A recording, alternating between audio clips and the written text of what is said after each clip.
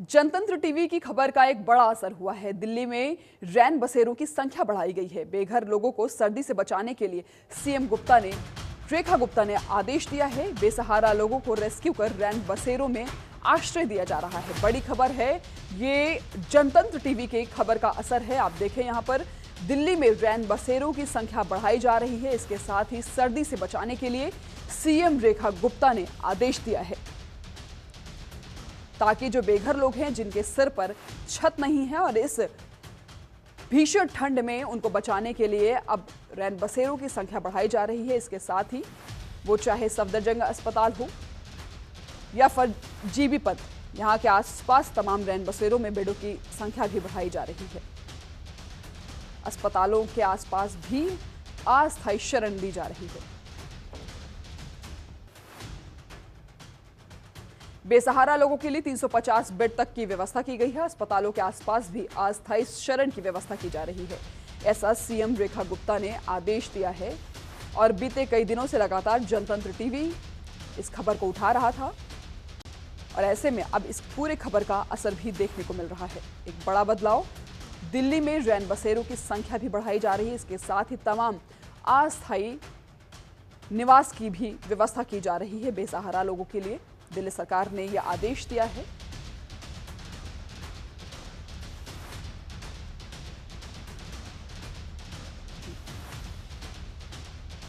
नमित त्यागी इस पूरे खबर पर हमारे साथ जुड़ चुके हैं। नमित, बताएं कि जनतंत्र टीवी का असर है, आप ग्राउंड से लगातार रिपोर्ट कर रहे थे और अब उसका असर देखने को मिला है।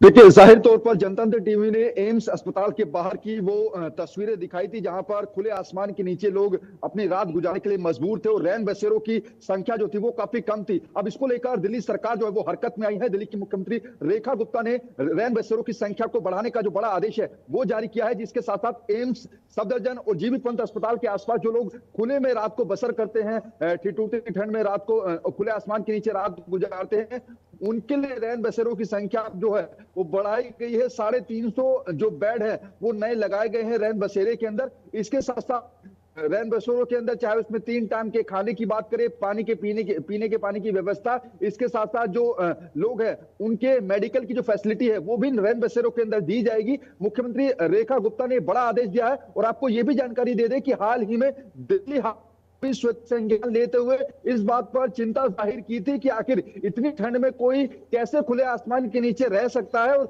रैन बसेरों के जिस तरीके के हालात हैं उसको लेकर दिल्ली सरकार से दिल्ली हाईकोर्ट ने जवाब भी तलब किया था। उसके बाद अब दिल्ली सरकार एक्शन में आई है और दिल्ली की मुख्यमंत्री ने बड़ा आदेश दिया है कि जितने भी लोग जो अस्पताल के आसपास खुले में सोते हैं उनको वहां से रेस्क्यू करके रैन बसेरों के अंदर शिफ्ट किया जाए और उनके लिए हर तरीके की जो फैसिलिटी है वो रैन बसेरों के अंदर दी जाए, चाहे उसमें खाने की बात करो, मेडिकल की फैसिलिटी की बात करें या फिर पीने के पानी की व्यवस्था की बात करें या फिर जो हीटर लगाए जाते हैं उनको भी रैन बसेरे के अंदर लगाने की जो बात है वो कही गई है दिल्ली की मुख्यमंत्री रेखा गुप्ता की तरफ से। तो कुल मिलाकर जनतंत्र टीवी की खबर का एक बड़ा असर हुआ है क्योंकि हमने ग्राउंड जीरो पर जाकर हालात दिखाए थे कि कैसे इस ठिठुरती ठंड में लोग एम्स के अस्पताल के बाहर, जो कि देश के अलग अलग राज्यों से लोग इलाज कराने के लिए एम्स अस्पताल पहुंचते हैं, लेकिन उनको कई दिनों तक खुले आसमान के नीचे सोने के लिए मजबूर होना पड़ता है। तो ऐसे में इन तस्वीरों को देखते हुए जो है दिल्ली सरकार ने जो है वो बड़ा एक्शन लिया है और रैन बसेरे की संख्या जो है वो अस्पतालों के आसपास बढ़ाई जाएगी। नमित, जब भी मौसम बदलता है, चाहे वो बरसात का मौसम हो या ठंड का, ये तो सरकार की मौलिक जिम्मेदारी है कि वो इनकी व्यवस्था खासतौर पर जो बेसहारा लोग हैं उनके लिए अपने आप से करे। लेकिन क्या खबर दिखाने के बाद ही असर क्यों हुआ? इतनी देर से सरकार क्यों चेती? देखिए, सवाल बड़ा है क्योंकि नवंबर, दिसंबर और जनवरी के महीने में तापमान जो है वो दिल्ली के अंदर ऑलरेडी कम रहता है। अगर हम आज भी बात करें तो दिल्ली के अंदर न्यूनतम तापमान 3 डिग्री दर्ज किया गया है और ऐसे में सरकार जो है वो देरी से जागी है। बड़ा सवाल जरूर है क्योंकि अमूमन हम देखते हैं कि शुरुआती जनवरी के 15 से 20 दिन जो है वो तापमान कम रहता है और ऐसे में सरकार को ये सोचना चाहिए कि पहले से ही रैन बसेरों की संख्या जो है वो खासतौर पर अस्पताल के आसपास उनकी संख्या को बढ़ाया जाना चाहिए था, ताकि जो लोग दूसरे राज्यों से राजधानी दिल्ली के अंदर इलाज कराने के लिए आते हैं तो कम से कम उनको खुले आसमान के नीचे के लिए मजबूर तो ना हो पाए कि जैसा हमने पहले ही बताया कि दिल्ली हाई कोर्ट ने भी इस पर चिंता जाहिर की, तो उसके बाद कई चैनलों ने रिपोर्ट दिखाई थी, लेकिन जनतंत्र टीवी ने ग्राउंड पर जाकर वो तस्वीरें दिखाई थी, जिसके बाद ये एक्शन दिल्ली सरकार की तरफ से लिया गया है। संभवतः अब जो लोग खुले आसमान के नीचे सो रहे थे, कई लोग के हमने रिएक्शन भी दिखाए थे, वो काफी भावुक होते हुए नजर आ रहे थे। तो ऐसे में उन लोगों को अब रैन बसेरे के अंदर जगह मिलेगी, और रैन बसेरे के अंदर भी जब हमने लोगों से बातचीत की थी तो कई लोगों की शिकायतें थी कि खाने की जो क्वालिटी है वो इतनी सही नहीं है। इसके अलावा जो एक स्विच बोर्ड होता है, जो छोटे छोटे बच्चे होते हैं उनको अगर दूध गर्म करके देना होता है उनकी माओ को, तो वहां पर स्विच बोर्ड की मांग भी जनतंत्र टीवी के कैमरे पर लोगों ने रखी थी। इसको भी लेकर दिल्ली सरकार ने आदेश दिया है कि अब रैन बसेरों के अंदर जो खाने की क्वालिटी है उसको भी सुधारा जाए। इन टाइम खाना जो है वो रैन बसेरे के अंदर दिया जाएगा। इसके साथ साथ जैसा हमने पहले बताया कि जो कुछ भीड़ भाड़ वाले इलाके हैं, जहां पर जो लोग हैं वो गरीब तबके के लोग हैं, वो खुले आसमान के नीचे सोते हैं, उनको वहां से रेस्क्यू करने के लिए अलग अलग टीमों का जो गठन है वो भी किया जाएगा।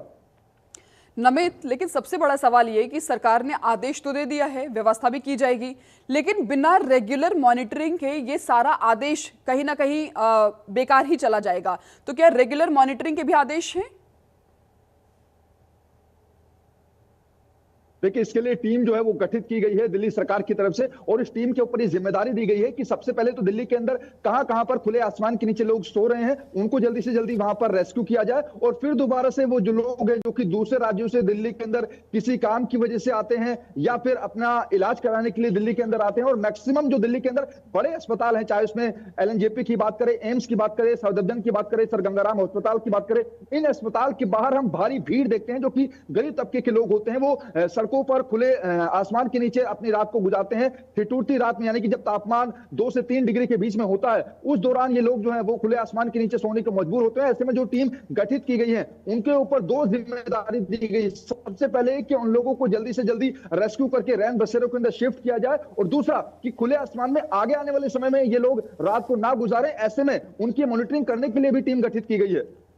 बहुत शुक्रिया नमित इन तमाम जानकारी के लिए।